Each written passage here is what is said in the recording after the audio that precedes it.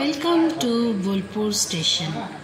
চলে এসেছি নতুন আরেকটা ভ্লগ নিয়ে। বন্ধুরা সঙ্গে থাকবে, সাথে থাকবে। যারা এখনও আমাকে সাবস্ক্রাইব করোনি অবশ্যই সাবস্ক্রাইব করে নেবে। তো আমরা বোলপুর স্টেশনে পৌঁছেছি দুপুর 2:25 নাগাদ, 2:30 নাগাদ। প্রচণ্ড তপ্ত রোদ্দুর।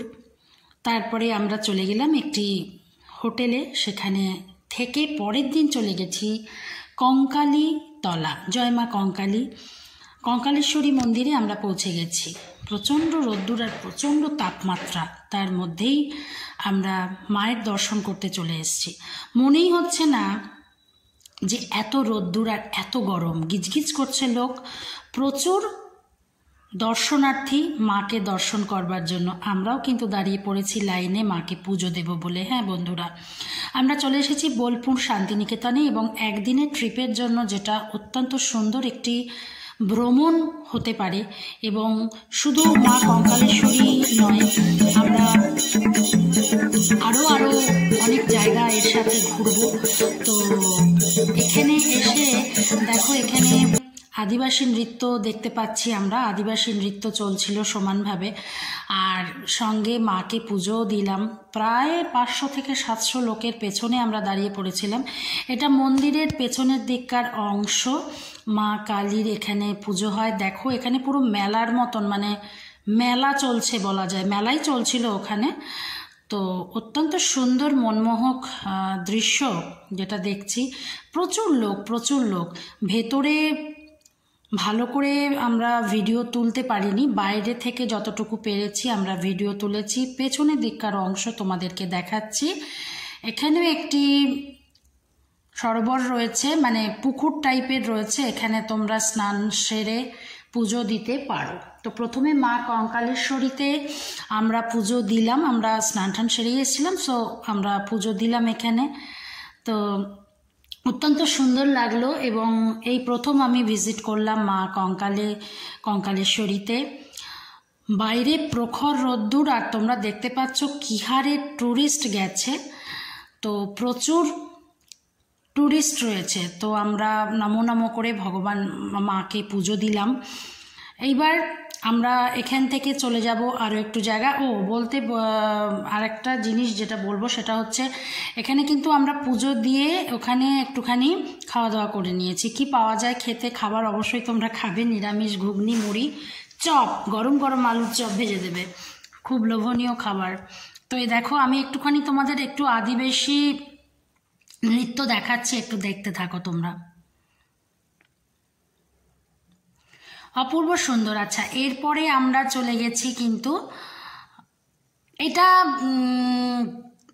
এইখানেই হচ্ছে, কঙ্কালেশ্বরীতেই হচ্ছে। এটা পেছনের দিককার অংশ, খুব সুন্দর। সব ছাতা করে নিয়ে বসেছে। পেছনের দিককার সিনারিটা দেখো কি অপূর্ব সুন্দর। তো তোমরা হাওড়া থেকে মোটামুটি ধরে রাখো, খুব বেশি ডিস্টেন্স নয়। হাওড়া থেকে মোটামুটি তোমাদের যেতে লাগবে 2.5 ঘন্টা মতো লাগবে, খুব বেশিক্ষণ লাগবে না। এখানে কিন্তু হাতে যদি 2 দিনের ছুটি থাকে, তোমরা এখানে অবশ্যই যেতে পারো। কেন কি দীঘা, মন্দারমণি, পুরী নিয়ে মন মানুষের অনেকটাই ভরে গেছে। তো এরপরেই আমরা চলে গেছি একটা শিল্প মেলায়, যেখানে শিল্প মেলা চলছে এবং প্রত্যেকটা স্টেটের জিনিস, হাতের তৈরি জিনিস তোমরা পাবে।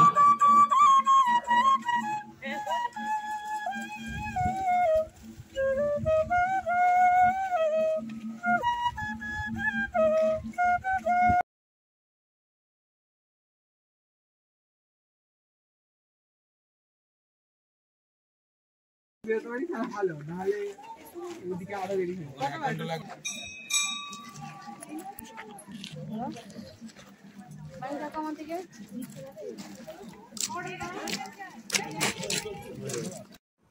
এর ভেতরে কিন্তু এটি একটি রাজবাড়ি, সুরুল রাজবাড়িতে চলে এসেছি। তো সুরুল রাজবাড়িতে তোমরা যেতে পারো। এখানে কিন্তু 10 টাকা করে নেবে তোমাদের ভিজিটের জন্য, ঠিক আছে? 10 টাকা করে গেটের মুখেই। তো সুরুল রাজবাড়িতে দেখবার বিশেষ কিছু নেই, একটা জাস্ট বড় বাড়ি, ব্যাস এই পর্যন্তই। এনারা এখানে কেউ থাকেন না, এবং এটা ভিজিট করতে পারো, অসুবিধা কিছু নেই। পেছনেই কিন্তু একটি বিষ্ণু মন্দির আছে, সেটাও তোমরা দেখে নিতে পারো। এরপরে আমরা চলে এসেছি যেটা সবচেয়ে উল্লেখযোগ্য শান্তিনিকেতনে, সেটা হচ্ছে সোনাঝুরি হাট। অনেক কম দামে অনেক সুন্দর জিনিস তোমরা এখানে কিন্তু পাবে।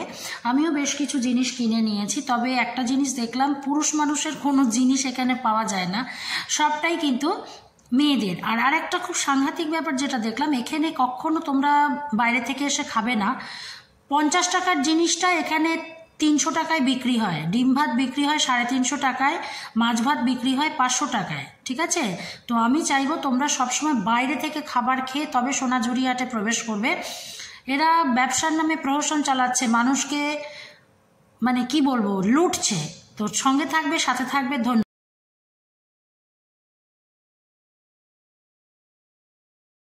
এখানেও কিন্তু সেই নাচ রয়েছে, আদিবাসী নৃত্য। এটা একটা দেখবার মতো জিনিস এবং ভীষণ ভালো। তো আমি বলবো বন্ধুরা, তোমরা সঙ্গে থাকবে, সাথে থাকবে। নতুন নতুন ব্লগ দেখার জন্য অনেক ধন্যবাদ। টাটা।